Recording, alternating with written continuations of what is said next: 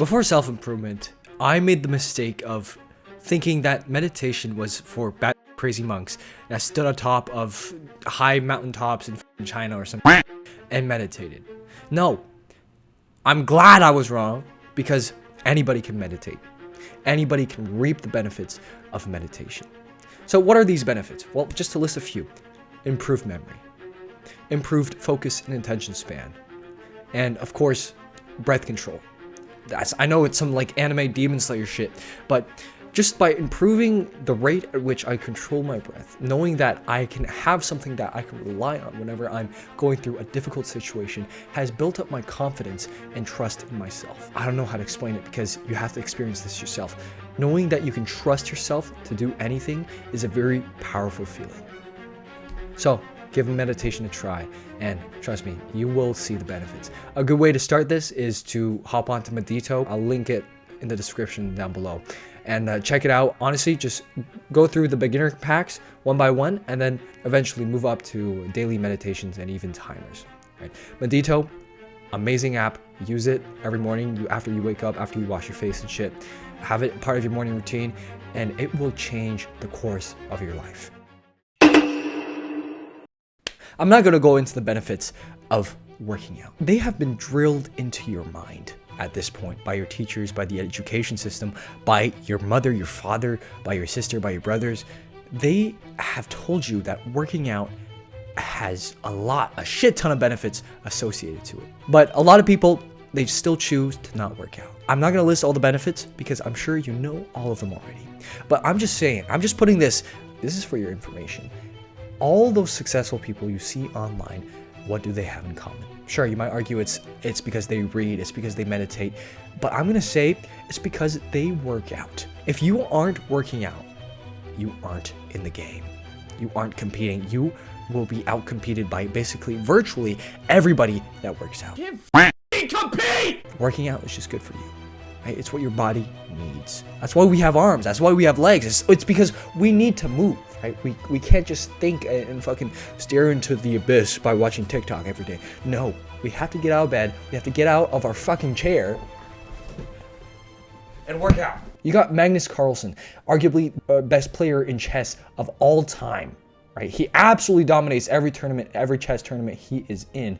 Sure, he might have a few losses here and there, but it's Magnus Carlsen. He works out 1 to 2 hours a day. Keep that in mind.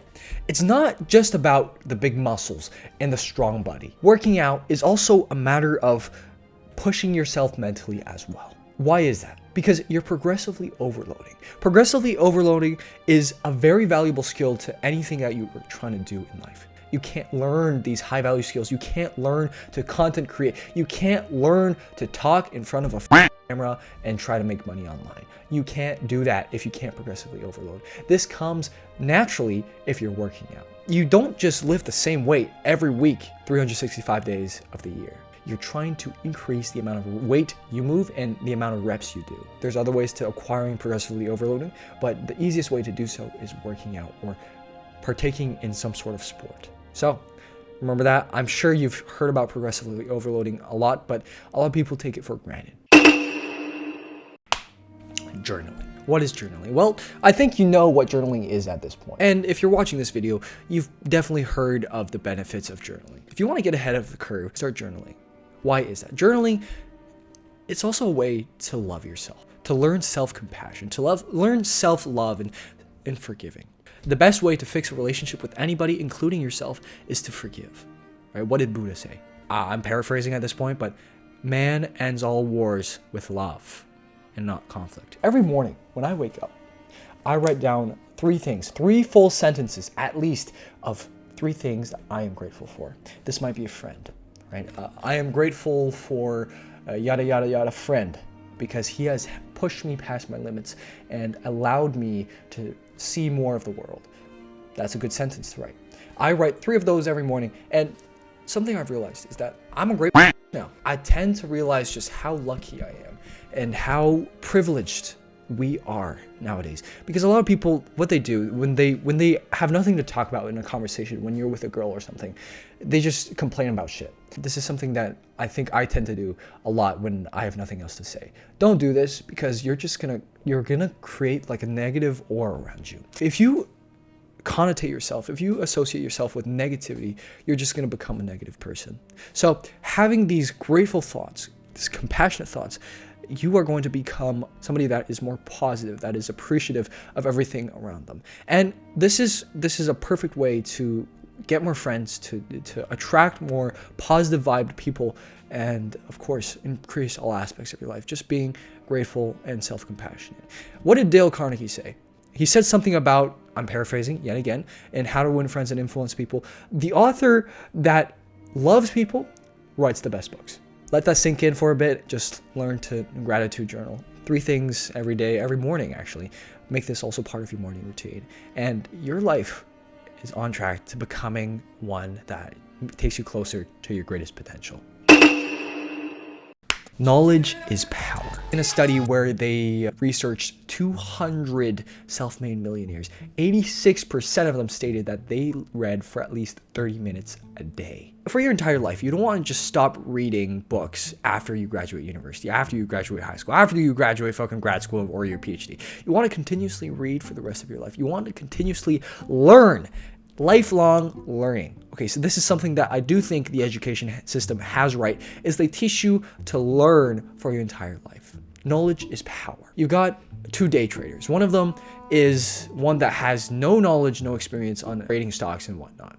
Whereas the other one has no experience, but has read thousands upon thousands of articles, books, self-help books, relating to investment banking and investing in general. Right? Who's going to make more money?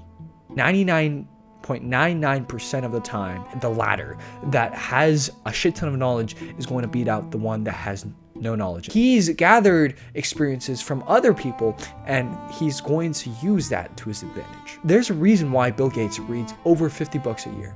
There's a reason why at his peak, Elon Musk was reading at least 8 hours a day. Let that sink in for a bit. Meditate, exercise, journal, and read.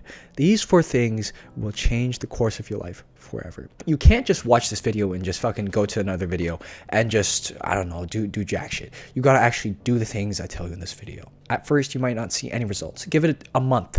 Give it 2 months of consistency, and you will definitely see results, my friend. You don't have to thank me, because I just want to spread this knowledge, and I believe that this is information that can help anybody. So remember, meditate, exercise, journal, and read.